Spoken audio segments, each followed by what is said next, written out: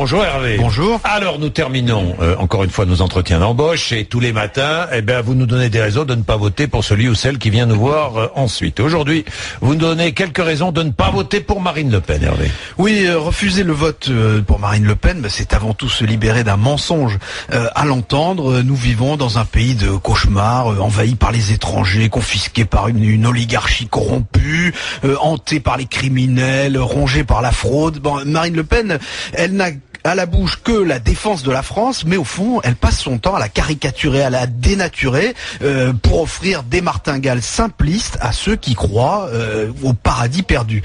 Et ces thèmes de campagne sont surtout des anathèmes de campagne. Avec son discours fantasmagorique et ses solutions plutôt fantomatiques, elle dégrade notre pays plus sûrement qu'une agence de notation. Avec Marine Le Pen, ce n'est pas le triple A, c'est la triple N.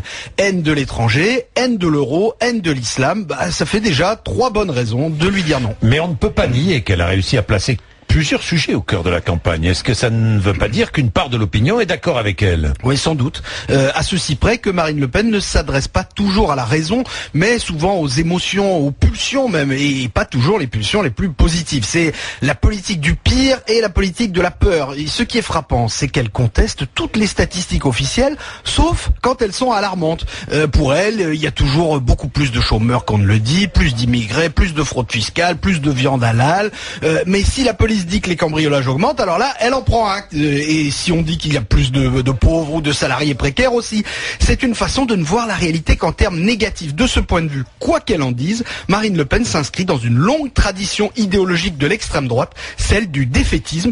Eh bien, ça n'a jamais favorisé le sursaut. Vous trouvez qu'elle n'est pas arrivée à achever la dédiabolisation du Front National? C'est difficile à dire parce qu'en fait, c'est difficile à croire, Jean-Jacques. Il faut être angélique pour croire à cette dédiabolisation. C'est vrai que, par contraste avec son père, qui multiplie toujours les références honteuses et les blagues lamentables, mais qui reste président d'honneur du Front National, Marine Le Pen, elle a l'air plus polissée.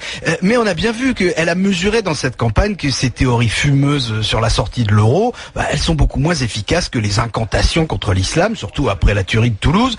Sa proposition de dérembourser ce qu'elle appelle les avortements de confort, ça jure aussi avec sa prétendue modernité. Et on se rappelle qu'au moment même où elle en appelait à la démocratie pour avoir les 500 signatures, elle est allée valser à Vienne avec la fine fleur de l'extrême droite dans un bal où on rend hommage non pas aux ouvriers victimes de la mondialisation, mais aux révisionnistes et aux propagandistes néo-nazis.